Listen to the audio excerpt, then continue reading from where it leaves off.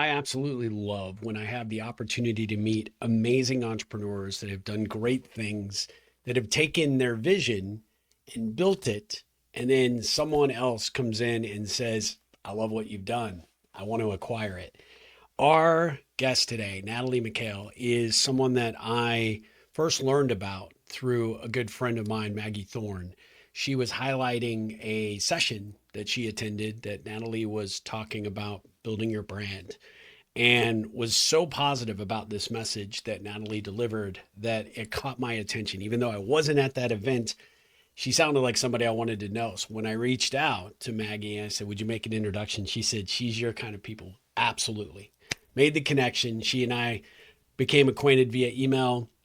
And I'm so grateful that she agreed to be on the Ripple Effect podcast. She is a dynamic entrepreneur. I can't wait to dig into how she created her agency. She went from being a news anchor and, focused on the news business and then decided to take that and do it in a completely different capacity for the clients that she ended up working with. And I just find that fascinating. Take what your core skill set is and then up level it and then do it for yourself. Make more money, build a business, eventually get acquired. And I'm curious to see what's next. So, with no further ado, let's dive into this interview with Natalie Micale.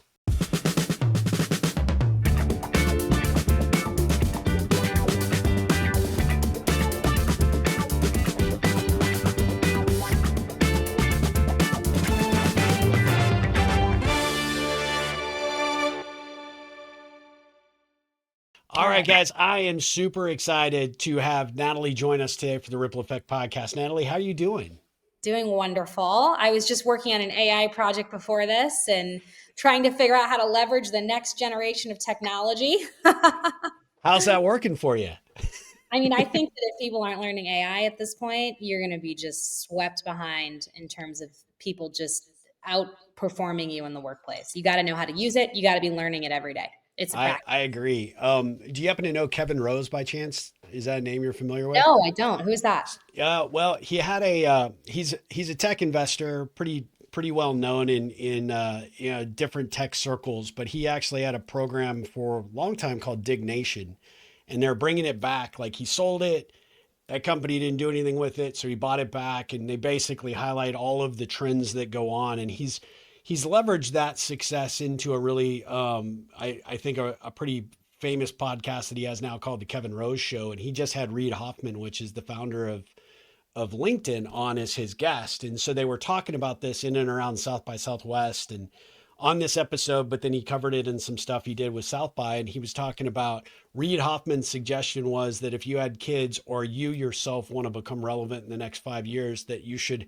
be plugged into every possible podcast training, YouTube video on AI that you can possibly get, because if you don't, much like what you just said, you are going to be left behind. The train's leaving the station and you better catch up. And it's way different than the internet. The Yeah. internet was a much slower burn, Yeah. but now it's looking at hiring at our firm. We're asking the question, what are you using AI for? How do you use it every day? How are you leveraging it? I don't really have any interest in hiring anyone on our team who Yeah. doesn't know how to use AI on a pretty proficient level at this point and is interested in expanding their expertise. What So is your, yeah, I mean, we're just geeking out right off the bat, which I let's love. This is go. fantastic. What are your favorite tools to use in AI?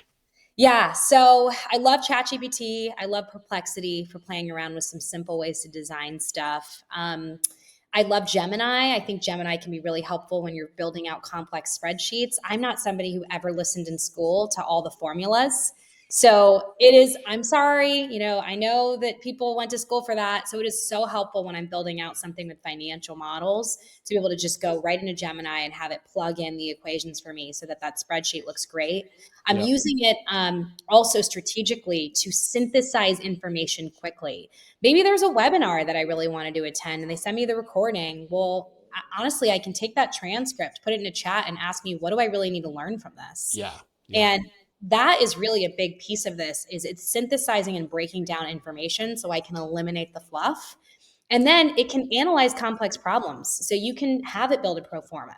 You can have it build your entire sales deck. If you have 3 calls with a client and it knows its goals, it can build that entire sales deck for you in less than 10 minutes. Yeah. So those are kind of some of the most use cases. And then this morning, what I was working on is my best friend said, "Hey, I figured out a Google script that you can add that chat will just draft your emails and then respond. Essentially, it'll read your inbox, draft your emails, and then you just either hit respond or not. And because it's reading your inbox, it 110% has all the context on everything. So, for instance, when a client emails and says, "Hey, I'm just trying to remember what was blah blah blah," it's pulling from the last conversation, it's drafting response, I'm approving it and hitting send, which is saving me the time it would take for me to go back and review that conversation. So that's actually what I was working on this morning and what I had our account managers on a Zoom call for, to make sure we all get that set up right away so we can be more efficient. So I may need that. I'm sure you get a ton of email. I get like between my two companies, probably on average between 300 to 500 emails a day. And Yep. so, yeah, we may need to talk offline for sure. I need that hack. I need that, and I think that's, like you're leveraging this technology to make yourself more efficient and by extension, do some of the heavy lifting and the work for you. You still get that high touch because the AI tool understands your voice, your approach, how you do things. Like you said, it's got the context of the email, and all it has to do is say, "Hey, is this good enough?" Click send if you're ready, right? That's right. And I think what people miss about AI is it's not that I'm trying to shortcut my way out of life. It's that I want to just get myself out of the minuscule tasks Yeah, so I can go be a deep focus creator and maybe write like a 3-page white paper on the future of brand strategy and actually think about what that is and use my creative skills to put content out that's great instead of just AI copy. yeah. So if you want to be a creator rather than a consumer, you have to short hack your life so you have more time to create and do deep focus work. That is excellent advice, and I love that. Obviously, I had no idea we were going to head down this path. So We're I going. mean, this is how we roll on this podcast, which is awesome. I'm learning stuff right off the bat. But to reset for my listeners and the audience that'll see this on YouTube, give us a little sense of who you are.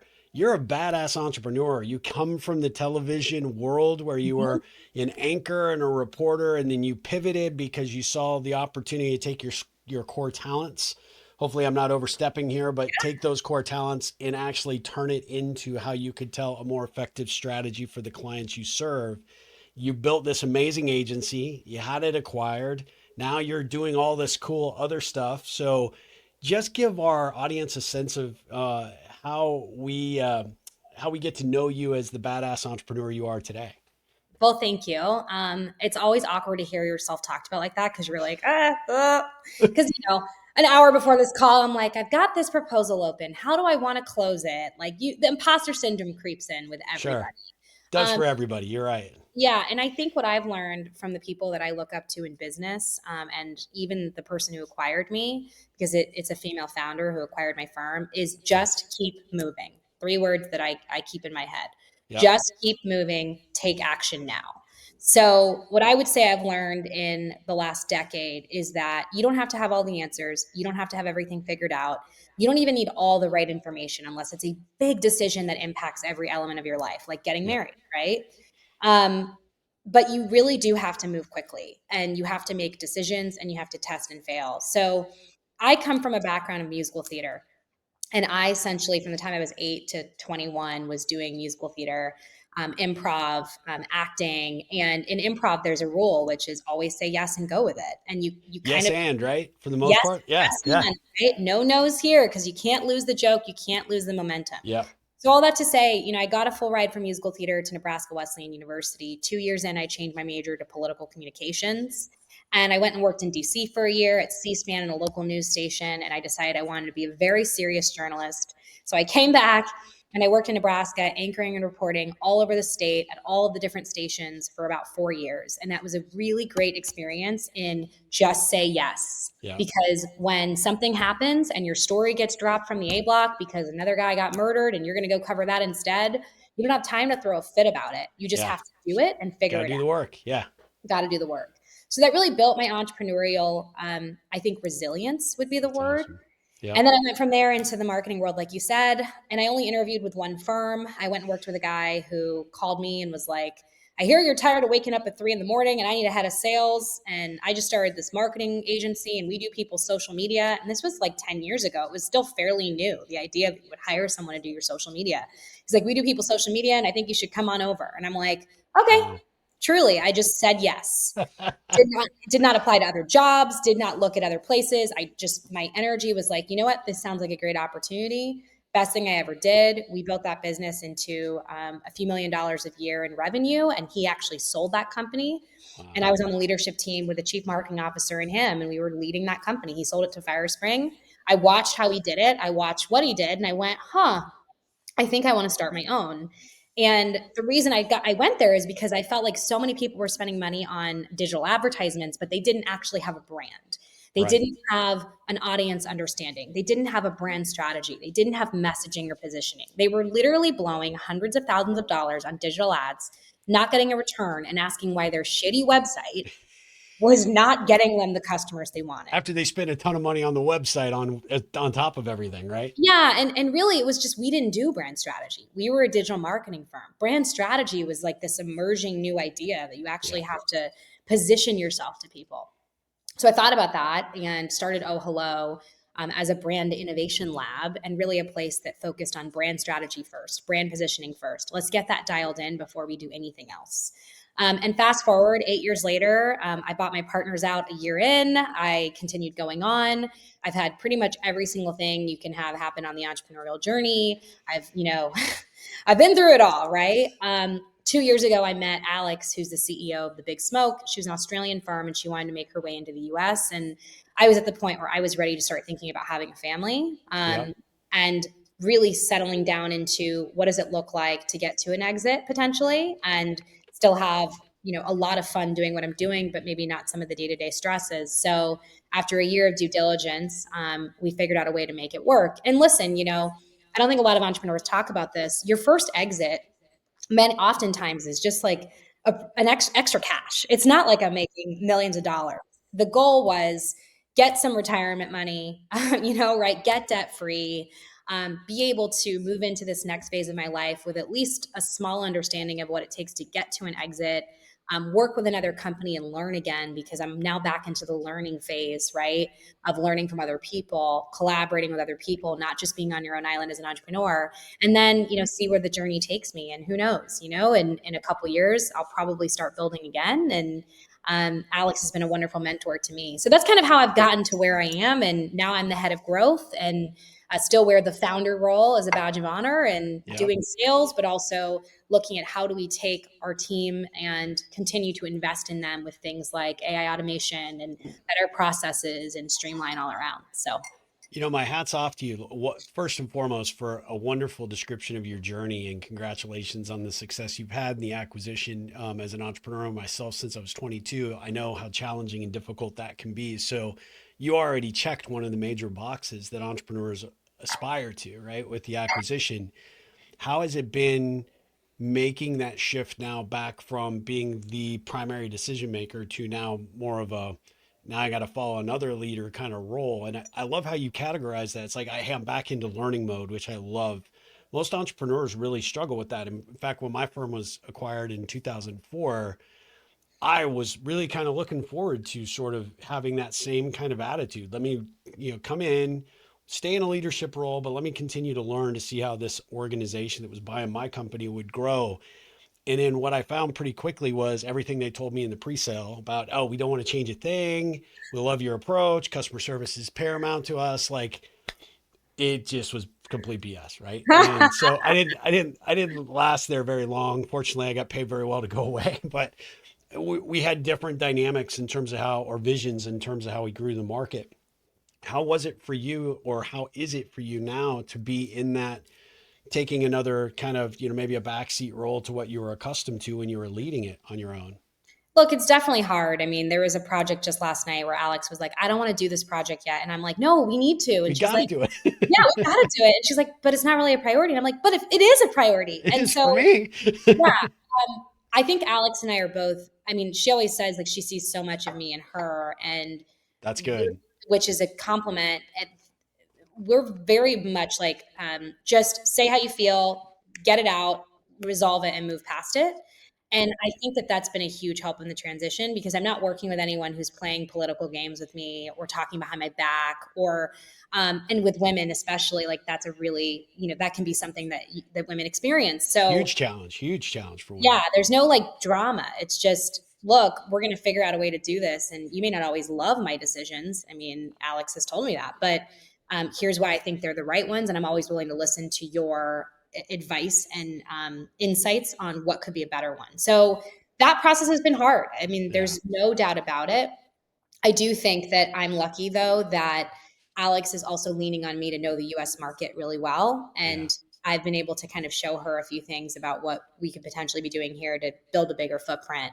So, yeah, I would say there's definitely obstacles. I think it's all about how you treat it. I think if you're somebody in an acquisition where you're staying on and you don't have a relationship with leadership where you can truly be honest, you're probably going to struggle. Yeah.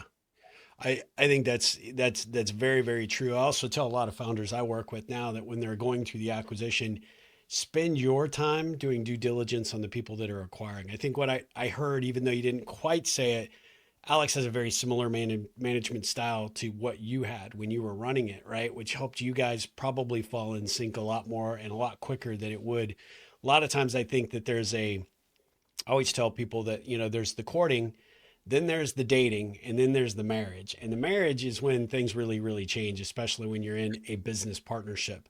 And you really need to do your due diligence on people that are acquiring or, potentially will acquire because your role beyond that, no matter what they say, will change, right? In the eyes of other people, day-to-day responsibility, or just the fact that somebody else is writing, the checks now, right? And having a good understanding of how those people have done other deals or how they look at management philosophy and strategy.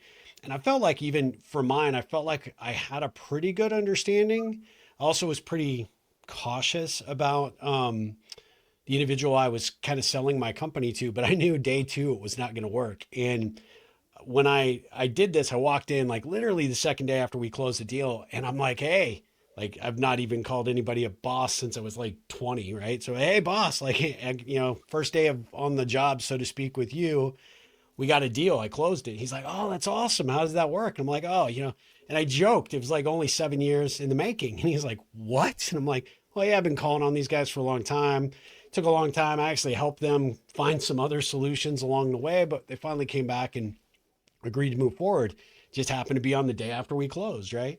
And I thought that was like a badge of honor, right? I mean, I'm sticking to it and, I'm, cultivating a relationship. And the guy looks at me and he's like, that will never work here. That I don't, in fact, I don't even want this client because if it took them 7 years to decide to make a decision, then they are going to be a pain in the ass. We'll never upgrade them. We'll never get additional revenue from them. And I'm like, whoa, how short sighted is that view? But I knew pretty quickly, like, we're going to be on different pages, right? And it was Yeah, I unique. think it's the character of the person. Like that would not be a red flag to me. I have deals I've been working on for 5 to 10 years. I have people that I just call every 6 to 7 months to see, hey, how's your marketing going? That I Yeah. want a client. That's just good sales. Yeah, I agree. And the way that they're going to be an asshole is by the way they email, by the way they Yeah. talk to you, by the way that they communicate with you. And at that point, yeah, that's probably difficult. But 7 year sales cycles, I mean, that's nothing. I've got people on a 10 year sales cycle at this Yeah. point. See, you and I would be like, we're very simpatico in that regard. I kind of knew it. I had one of those, if you were a fan of The Office moments when like I tell him and he tells me this, and I literally look over and he's got like almost in his office, because his office was in the same town, but just different location. And I look over on his credenza and he's got like this like half size Mickey Mouse. And I'm looking at it and it was kind of like this look. I just like looked at Mickey and Mickey looked at me and it was like, yeah, you're fucked, man. Yep, correct. 110%. Mickey's like, Yep. see ya. Yeah. Welcome to the new world that you're in. It's not Disneyland anymore. So anyway, so yeah, I think I love your advice there about, sort of how you went about that approach and then ultimately kind of how you have I love the attitude about I'm just back in learning mode, right? I'm gonna see where this person can take me. I like the fact that you sort of recognize that they're sort of a good coach and mentor for you and what potentially comes next. She hired a coach for me in the pre-acquisition process too. Oh, wow. Yeah, and Okay. I'm sure that coach was reporting everything I said to her, which I understand. Like you're acquiring me, but the coach put together a lot of things, a development plan for me, an understanding of my weaknesses. Personality tested me. It brought me a lot of self awareness that's allowed me to be a better leader. And so I think that even when you invest in your leadership like that, that's a great sign. You know. Yeah.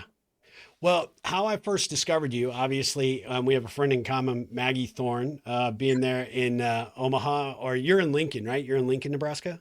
I'm in Omaha, and Maggie Omaha. and I mean, we've just continued to become better friends. I actually asked her if she'd read a Bible verse at my wedding because she's just an amazing person She in is. my life. And also she exemplifies everything I want for my family. Like I want Yeah. to be fit, spiritual, in touch with reality, empathetic, and all the things. So I actually asked her, I'm like, Maggie, I would love for you to read a Bible verse in my wedding. I see Oh, you as just this inspirational leader of our community. And she's become a great friend. that's So, awesome. Well, yeah, for those of you that know the name but don't know how to place that, Maggie was American Ninja Warrior. She ran construction for the University of Nebraska. She's been very involved in the tech community in Nebraska in general.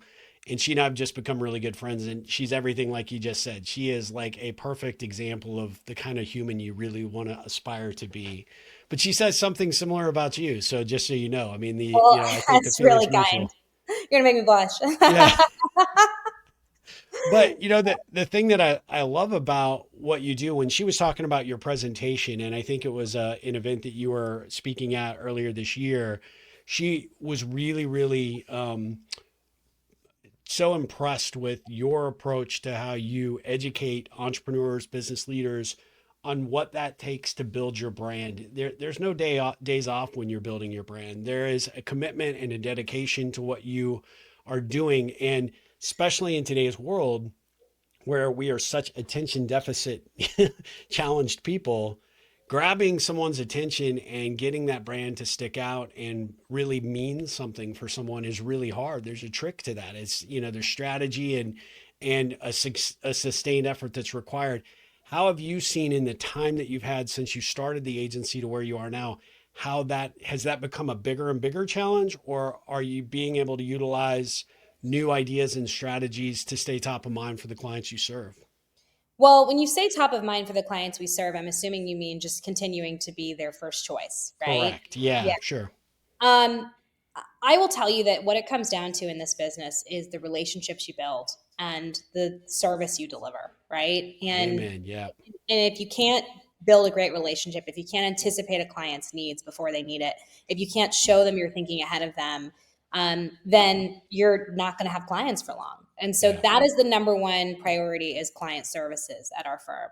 When it comes to helping them stay ahead of the curve, yeah, we're always talking through new strategies. We're learning things every quarter and then trying to pass it along to them on the importance.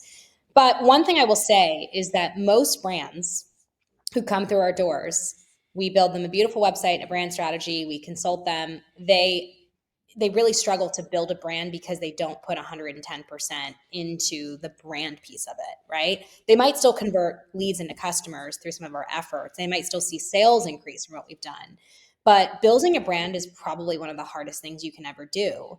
And the reason why is because you have to commit to content, you have to commit to value and entertainment for your audience without getting anything in return.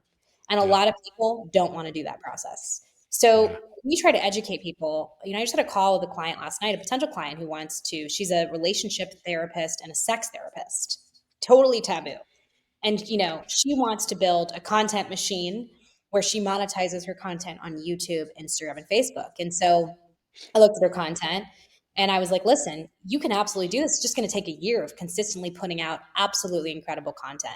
And it doesn't mean like highly produced. It means you're Googling every day what your audience is asking and you're doing quick videos and then you're analyzing what worked, what didn't, what hashtags operated well, and then doing it again the next day. The rent is due every day when you build a brand. I love that. You are not willing to pay the rent, you're not going to build a brand. And so that's why Black Rifle Coffee is valued at $3.7 billion. You look at something like that, right? For better or for worse, if you love or hate that brand, it evokes a feeling. It's a conservative coffee brand. They are not a coffee brand. They are a content brand. They are a content machine, and they have created tremendous value for their customers through their content and through their ideals and through creating a really strong brand by being consistent in their efforts.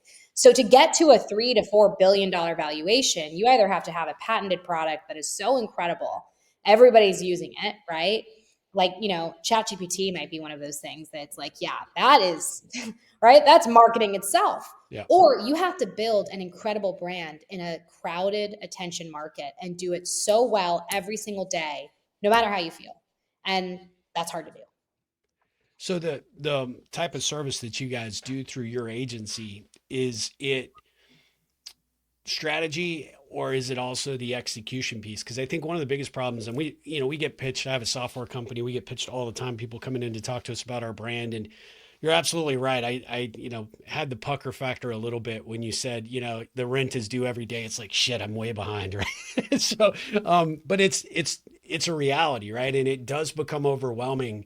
But you find that a lot of times people are like, hey, we're really good at telling you what you need to do. But if it was so easy to be able to execute on that plan, I think the vast majority of companies would try to figure it out. They'd read the book, they'd go to the webinars, they'd take the great ideas and then institute it. The reality is what you bring to the table, I think, from a brand perspective, is like we can tell you how to do it, but you really need the people that can actually execute it and can look at those hashtags every day, can look at those trends, keep Yep. those things bubbling up to the people who can develop the content and then leverage that content in a way that actually gets the attention. Yeah. So here's our services and our approach, right? So we have a brand development side that 85% of our clients come in through, right? Brand, which starts with brand strategy, our say hello framework, which is 4 phases: discovery, understanding your audience and your competitors, voice and tone, building your brand personality, messaging, what are the stories we tell, and implementation. How do we tell those stories and what's the strategy for getting them out? So brand strategy follows that say hello framework. We have brand strategy and brand positioning, visual identity. We can build the visual identity as part of that framework, and web design and development on our brand development side. Brand strategy, visual identity, web design, brand development. Then, when they're ready, we say, all right, let's move you over to brand management. And there's a couple things that we're going to help you with, and there's a couple things that you're going to do. I'm a really straight shooter when it comes to helping mid level businesses understand what they should pay an agency to do and what they need to freelance and what they need to hire somebody in the Philippines to do, right? We are not going to sit here and analyze, every single TikTok video and Yeah. what did well and what didn't do well, unless you want to pay us $20,000 a month. And most Then we'll be companies, happy to do it. right? We're Yeah. happy to do it, right? Yeah. Because that means we've got to really make sure that we're on point with that.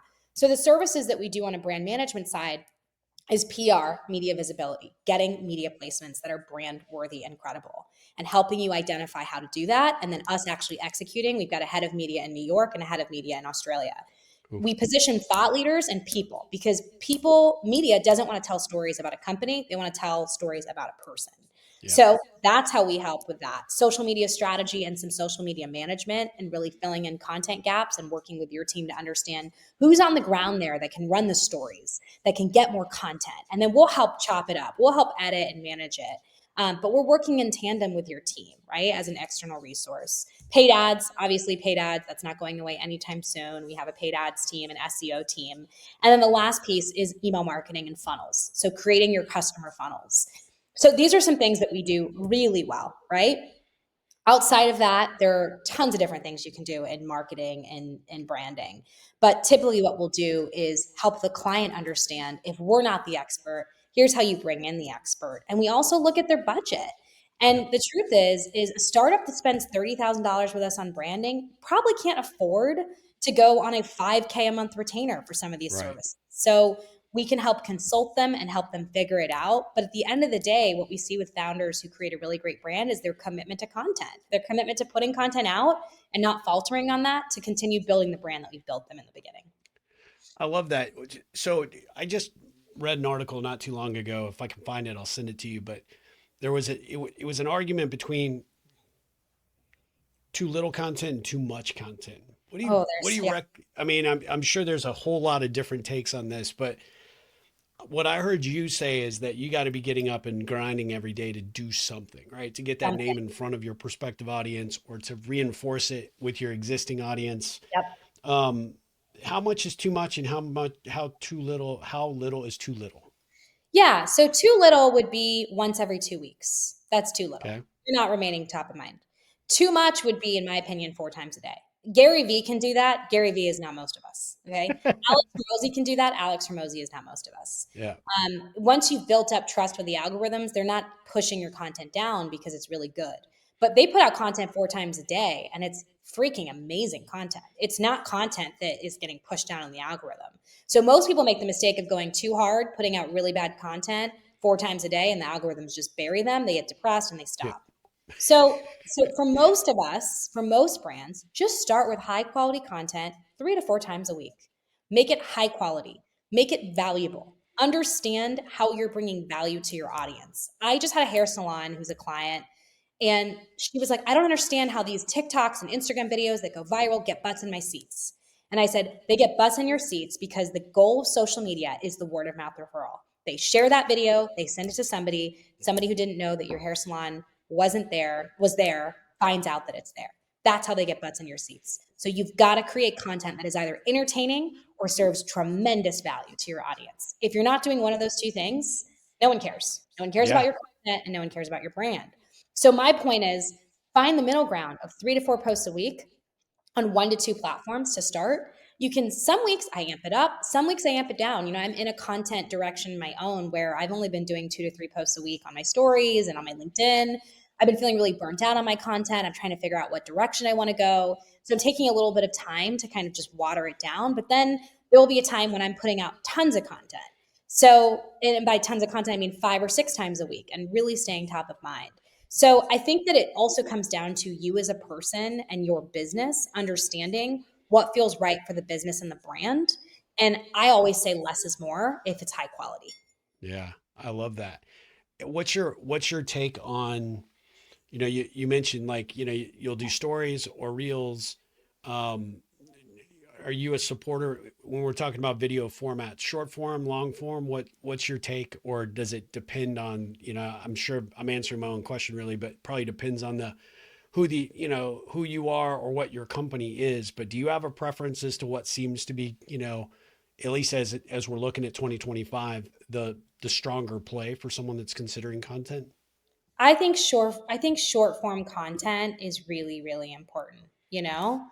And I think so, the short form content is essentially videos that are underneath, let's say, a minute to a minute 30. So Okay. underneath 90 seconds.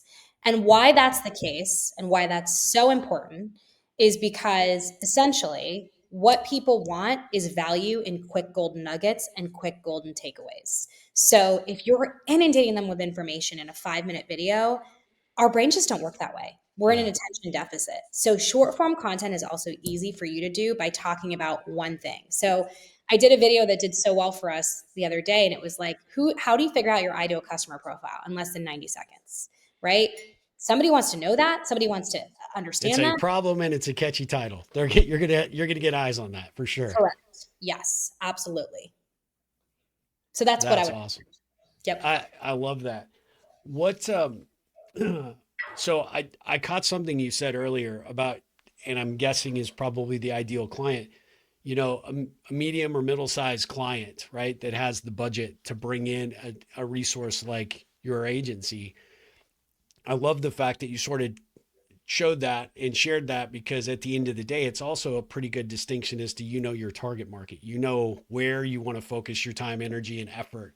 You're not after necessarily the solopreneur that's doing whatever they're doing as a side hustle because they won't have the budget or probably the fortitude or commitment to do what you need them to do in order to get the traction to show the ROI on the investment. But did you make that concentrated effort when you started the agency, or is that something evolved, or am I catching it or reading that completely wrong? You're reading it right. When we started the company, we took anybody who had money, anybody who could pay us. I Thank was you. going to say, yeah. Okay. We did 130,000 in our first year. Anyone who could pay me, I was Yeah. taking. When If you as got a agencies, pulse, I'm taking you. you got a pulse? Cool, I'm taking you. So as agencies evolved, we found a couple of different niches. And look, we're not completely niched in one vertical because first off, creatively, that fatigues a team that's trying to build a great brand. And second off, agencies are volatile. I mean, they Yeah. are. And Yeah. yes, you can specialize in one thing, but if that market drops out because of the economy, which is what we saw in COVID, you can kind of feel like, oh gosh, what do I do? Right. Yeah. So we have three kind of audiences that I would say. One is the blue collar business that's a 20 to 35 million and up company that is ready to build a brand and ready to go outside of their comfort zone with what they've done before. They don't have an updated website. They don't have an updated brand. They have no messaging. Their salespeople don't have processes. We're going to take them and we're just going to fix them all right up. And blue collar brands are a blast. That's our first really strong ICP. The second one is, some of these direct to consumer brands that are trying to launch with 1 to 5 SKUs want a really focused brand strategy, a really focused brand story and brand narrative. They're not launching with thousands of SKUs. They're launching with a couple of really unique products that solve a very specific problem.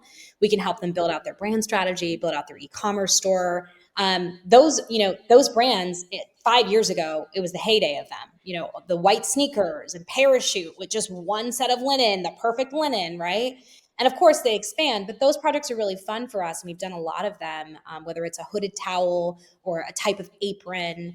And you can really get into a very targeted ICP, and it's very strong creatively. And the third one is, SaaS companies, because they're typically selling in a market that they're talking about a lot of features, but they're not talking about emotional benefits, and they're not taking their consumer into, this is what life looks like with my product. They're just talking a lot about their product and themselves. So being able to help them story brand framework and create a really, really great narrative around what life is like with their product is really fun for us. So those are a couple verticals that we really rock at and that we really enjoy doing work in. And then of So course that, branding, because we do a lot yeah. with the thought leader. Now, the last vertical you talked about, the example that would come to mind would be what you see on the evening news, right? With a lot of the pharmaceuticals. Like, I had this condition, took this drug, now my life is better, kind of, right? That's kind Yep. of that third vertical that you were targeting, because at the end of the day, you can say, hey, this is what it's intended to do, but unless you actually have a real life person that's benefited from whatever the product or service might be, it's kind of empty advertising in a big way, right? But Yep. having a real life example, or here's where I was, here's where I am, thanks to XYZ product or XYZ service is pretty significant.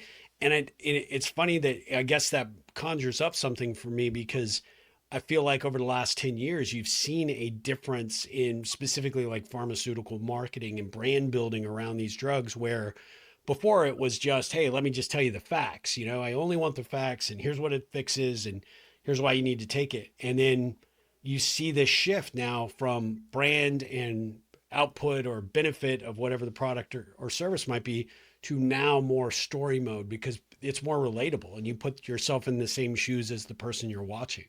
Absolutely. 110%. I love that. So because we started this off talking about AI and the tools and the capabilities, and I love the fact that you are doing what you can to take things off your plate so that you can do the deep work. You use that word. I love that very much. Shout out to Cal Newport, I think, probably for that, I read the term book. becoming, yeah, fantastic.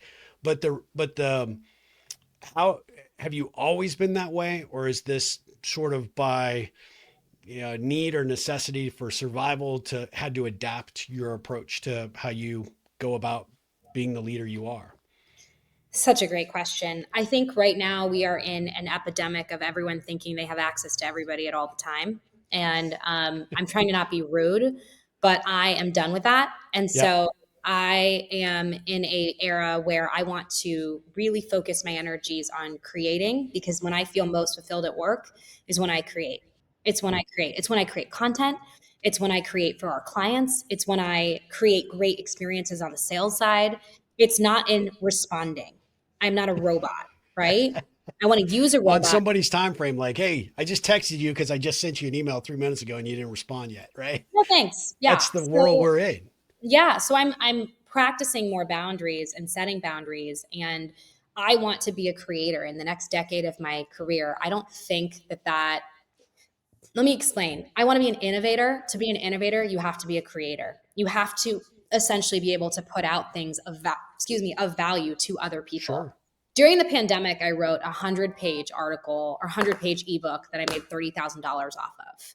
That was one of my best favorite times in the world, which I know is controversial, not because of, people dying, but because I got to be at home and I got to focus. I made 30 grand off of something that took me 7 hours. The reason that was possible That's is a pretty because good ROI. right? People weren't coming at me, right? Yeah. And so for me, the next piece of my like life phase is more of that. And I'm still in the process of creating this for myself, but I'm just starting to implement more tactics, phone interruption mode. Even the thought of, okay, I really want to respond to this email right now, but I'm doing something else. Finish this task. Yep. The discipline to finish a task before you move on to the next one. So I think that's what we're going to start seeing in the next 3 years. Is there's going to be more consultants and trainers on coming into companies on how to get people to focus. Rather than putting us all on some drugs and saying we have ADHD, it's going to be people coming in and saying, let me show you the processes and systems to implement into your life so that you can actually achieve an output with all this technology. I love that. I love that so much. Well, you You'll mentioned, the start target, right? Being creative, being a creator. Is that in the brand space or is it something else? Yeah, so this is Alex will love this response. And I don't say that sarcastically. I mean, she truly will. So I am a brand strategist. I mean, I've been leading this agency and doing brand strategy work with clients for 8 years. I think that I'm most effective as a head of growth, which I am as a salesperson, when I am also reading, creating, and working with brands. So I typically pick 1 to 2 brands per quarter that are clients that I still kind of stay on with and almost help strategically. And the Yeah. reason that I do that is because I still want to be sharp on the brand strategy side. And I want to take that into my sales experience. Because when I have a sales call, I'm not sitting here being like, let me sell you a website. I'm sitting here asking questions about your brand. I'm a very curious person. When I go through my sales process and I take somebody's goals of revenue and where they want to go top line and how they want to expand and where their brand is currently at, I'm researching their competitors. I'm looking at what their current messaging says. I'm thinking about angles. I'm thinking about their thought leaders and how they fit into the brand and if they've got to have a spokesperson and who's going to, and that's the fun part. And it's what differentiates me in sales because people come to me on a sales call expecting me to be a typical marketing agency selling them a website for $5,000. And instead, I walk them through a 360 brand audit of where their brand is. And I tell them, this is where it can go. And this is the vision and the future of your industry. That's who I want to be, Yeah. not a salesperson. So to do that, you have to still occasionally work with clients, which I do.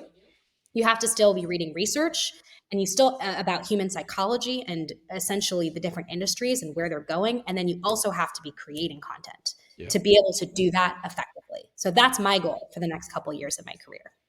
Well, and I think like when I've got a buddy that's in Austin that's got a brand agency and he struggled in a big, big way, but because no offense to him, he's not the CEO that you are, right? He's like, I got my role and that's all I'm going to do. And then I hand it off and it gets piecemealed and he's got a process and he has a lovely team. They're great people, but there's discombobulation and disconnection because the right hand doesn't always know what the left hand is doing. What I love about you is not only are you willing to roll up your sleeves and do the work, but you're also like putting yourself in direct environments to gain that experience because that experience you learned today could benefit your client tomorrow, right? Correct. Or it could inspire the next great idea you bring back to that same environment, in 2 weeks. I think 100%. that I think that's phenomenal. So when you're talking about that, even though you said, Alex would love that, is that something you do on your own? Is that something down the road that you build a different kind of agency or approach? Or what do you think that No, I looks mean, like in Alex has 5? given me, yeah, Alex has given me the flexibility to still work on a quarterly basis with 1 or 2 clients. I mean, I'm not Perfect. completely out of the client work, but we keep me out of the bits and bobs of writing content and Yeah. UI UXing their website and things that maybe I would have done, when I was running the firm or startupping the firm. So it's more how am I a strategic consultant coming in to meet with our clients and advise at key junctures of their process, like when they finally get the mocks of their website, and I've maybe seen them internally and given some strategic thought, and we're having a conversation about what the design elements are going to do for their brand, I can come into those calls and work with a client and offer my expertise, almost like an advisory role. And that keeps me sharp because I prep for those calls, I understand their brand, and I'm looking at industry analysis of what is happening in their space. And I love doing them. So that might be 2 or 3 hours a week of my time, which isn't a lot, but it's important to keep me connected to what our clients want and need and to account services, or I'm going out and telling people or shaping the things that we do in a way that doesn't make sense for the client. Yeah. I love that. What I kind of almost envision that looking or breaking into is kind of like, you've heard that phrase entrepreneur in residence, where you're bringing somebody with outside expertise in to look at your business and almost reconstruct it to a degree from their entrepreneurial mindset to say, hey, what you've done is great, but where I can bring my experience and my wisdom and apply it here could take us, so many different places. You're almost kind of that way when you're talking about the brand of, development, right? You have the seat at the table.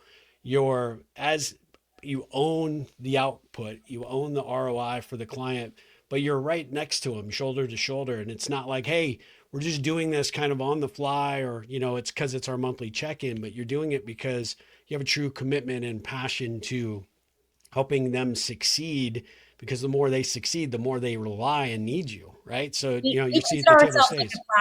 fractional Yep. CMO. That's Yeah. a big part of our service, and we actually position us as such. I love that. I Yeah. love that. That's fantastic. Where do you think all of the technology plays that we have today, right? All the tools and, various ways to get your name and your brand out there. Where do you see that changing, or where do you see it going in the next 5 years?